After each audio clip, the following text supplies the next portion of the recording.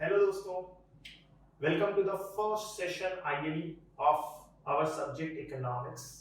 हमारे लेवल 1 के इकोनॉमिक्स का हमने एक इंट्रोडक्शन पहले ले लिया था, एक पूरा सिलेबस ओवरव्यू ले लिया था कि किस तरीके से पूरा का पूरा हमारा सिलेबस का फ्लो है, इकोनॉमिक्स की बेसिक अंडरस्टैंडिंग क्या है, माइक्रो और मैक्रो दो पोर्शंस हमें पढ़ने हैं।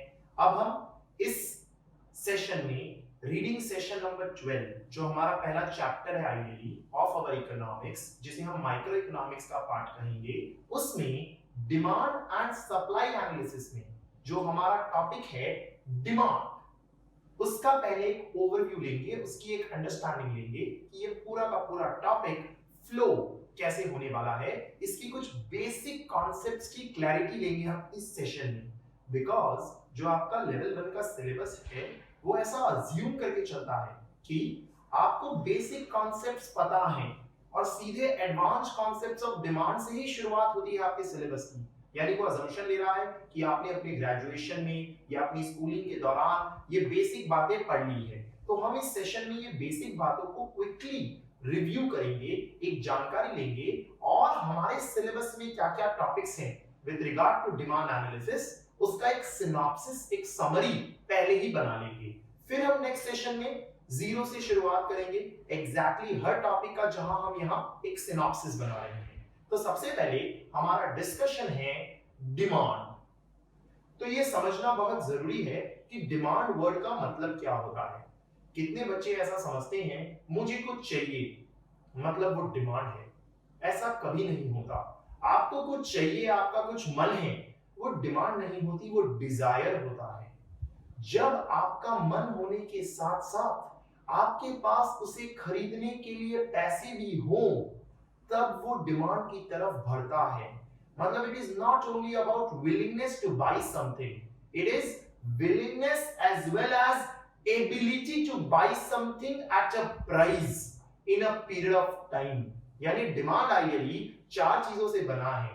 मेरे पास खरीदने के पैसे भी हैं, मैं खरीदना चाहता भी हूं, इस दाम पे मिलेगा तो खरीद भी लूंगा और इतने दिनों के लिए ही मेरी डिमांड है, इतने दिनों में पूरी हुई तो ठीक, अदरवाइज मुझे नहीं खरीदना। फॉर एग्जांपल, मैं BMW खरीदना चाहता हूं, विलिंगनेस है, मेरे पास कुछ करोड़ रुपए हैं, एबिलिटी है, BMW 50 लाख में मिल रही है, मुझे सही लगता है, प्राइस है, आने वाले 15 दिनों में डिलीवरी हो जाएगी, इतने पीरियड ऑफ टाइम में हो जाए तो मैं गाड़ी खरीदना चाहता हूं, उससे लेट हो जाए तो फिर मैं कुछ और खरीद लूंगा। तो ये चारों बातें जब पूरी हुई तो मैं कहूंगा मैं BMW की डिमांड कर रहा हूं। अभी तक मैंने खरीदा नहीं है, मैं खरीदना चाहता हूं, खरीद सकता हूं। अगर कोई चीज आप खरीद लिए हो तो वो डिमांड थोड़ी है, वो तो परचेज हो गया, जो हमारे इकोनॉमिक्स में कोई रेलेवेंस नहीं रखेगा अभी, क्योंकि वो तो आपने खरीद लिया जो खरीदना चाहते हो। तो हम डिमांड वर्ड मतलब willingness and ability to buy at a particular price for a period of time को हम डिमांड कहते हैं। नाउ डिमांड को तीन पार्ट्स में तोड़ दिया जाता है। एक होता है इंडिविजुअल डिमांड, एक होता है मार्केट डिमांड और एक और होता है एग्रीगेट डिमांड। इन तीनों के बीच में फर्क करना बहुत जरूरी है। इंडिविजुअल डिमांड क्या होता है कि ये मार्कर मैं खरीदना चाहता हूं, दैट इज इंडिविजुअल डिमांड। ये मार्कर सब खरीदना चाहते हैं, दैट इज मार्केट डिमांड। ये मार्कर, ये शर्ट, ये लिखी हुई इंक पेन, ये माइक सब खरीदना चाहते हैं, दैट इज एग्रीगेट डिमांड।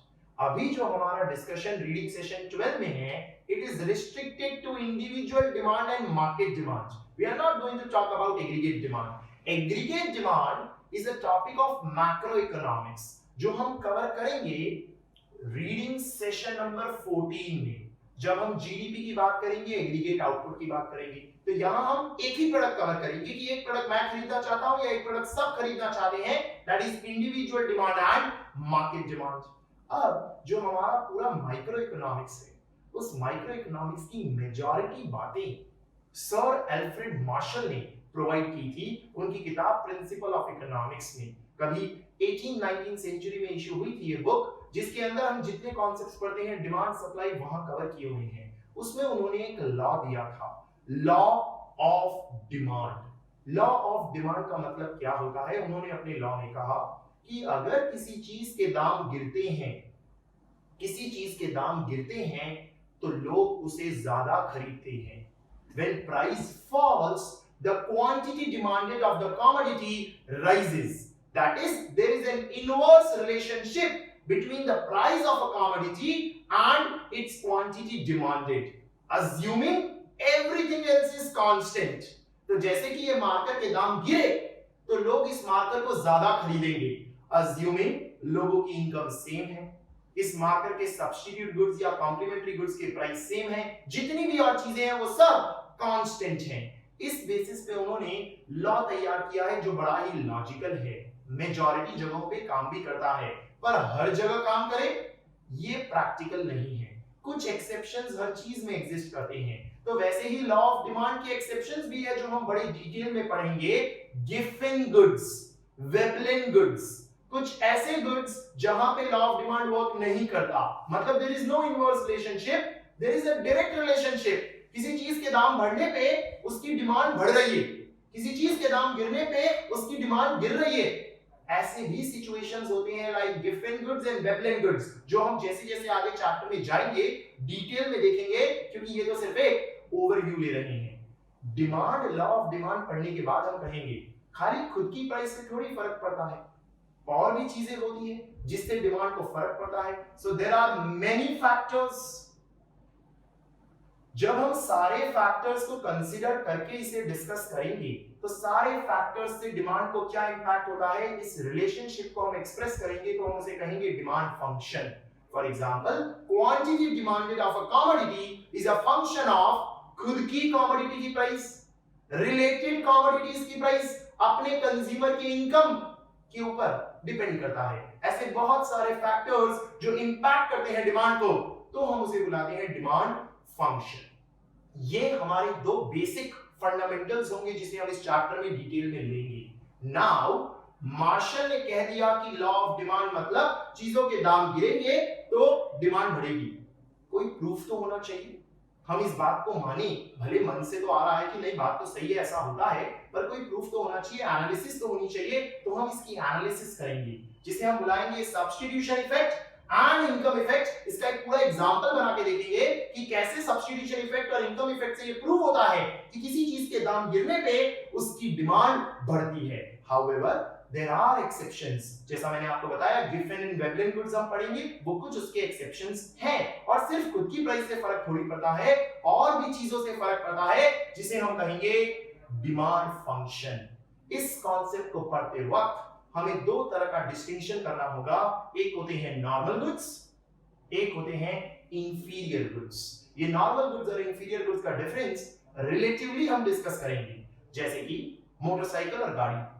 तो अगर मैं मोटरसाइकिल और गाड़ी कहता हूं तो आपको लगता है गाड़ी नॉर्मल है, मोटरसाइकिल इंफीरियर है। अगर मैं मोटरसाइकिल और साइकिल कहता हूं तो आपको लगता है मोटरसाइकिल नॉर्मल है और साइकिल इंफीरियर है। ये रिलेटिव बेसिस पे एक डिस्कशन हम करके डिफरेंशिएट करेंगे between normal and inferior goods in the chapter. ये हमारा एक पोर्शन होगा इस चैप्टर का। Demand analysis of reading session 12 में एक पोर्शन होगा।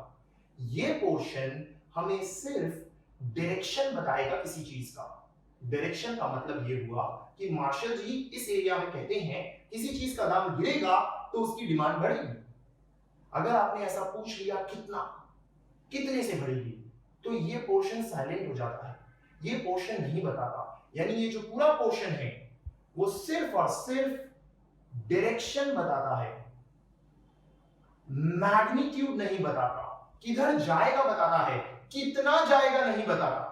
फॉर एग्जाम्पल, आप रास्ते पे जा रहे थे, आपको कहीं पहुंचना था तो आपने किसी राह चलते आदमी से पूछा भैया ये एड्रेस पे जाना है, तो उसने कहा सीधे चले जाओ। सीधे चले जाओ भाई, कितना चले जाओ? 100 मीटर जाओ, 2 किलोमीटर जाओ, 50 किलोमीटर जाओ, कितना चले जाओ? सीधे चले जाओ। यानी खाली डायरेक्शन बताया, कितना दूर वो नहीं बताया। वही हमें यहाँ लॉ ऑफ डिमांड बताएगा।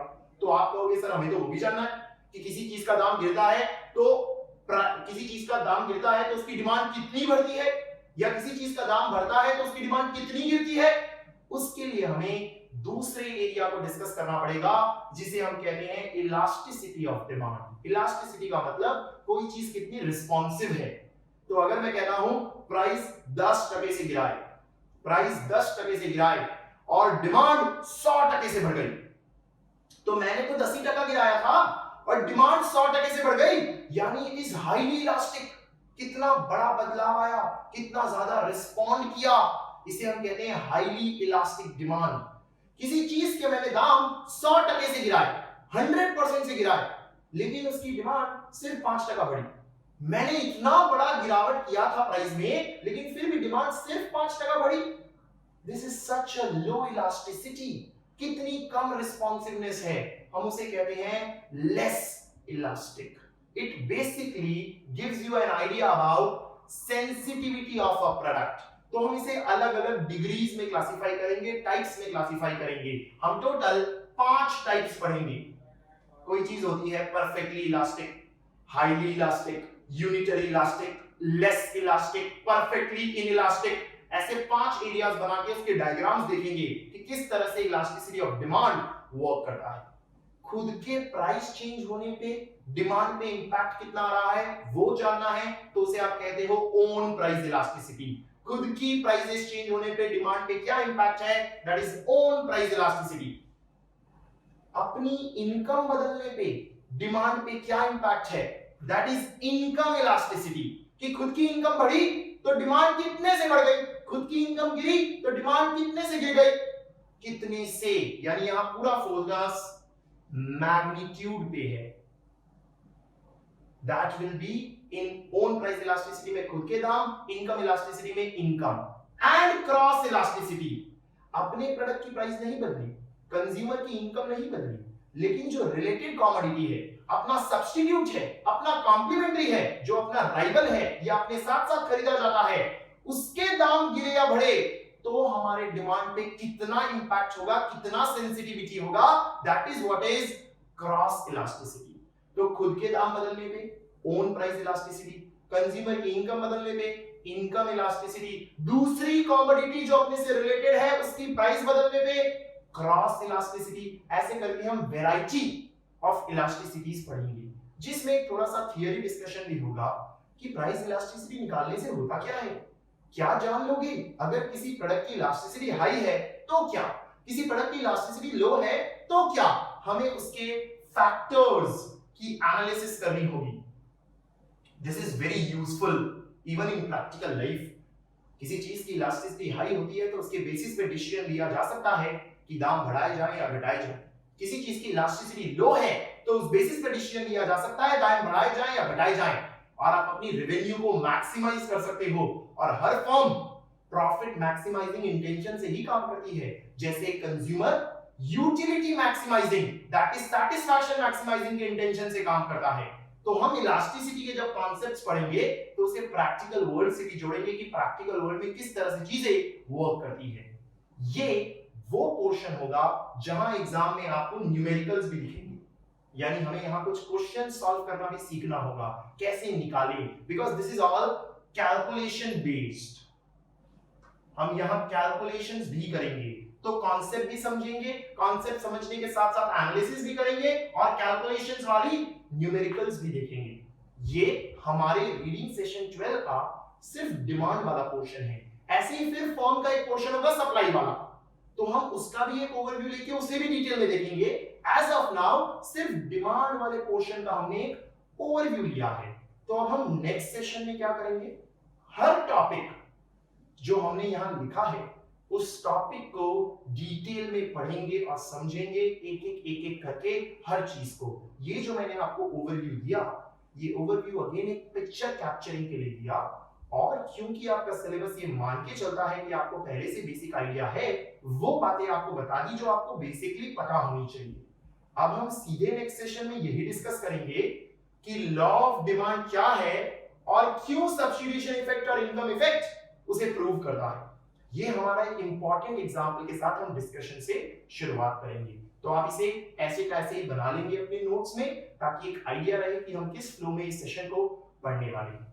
That's it for this session. We will meet in the next session and we will start from scratch with law of demand. Thank you. Have a nice day.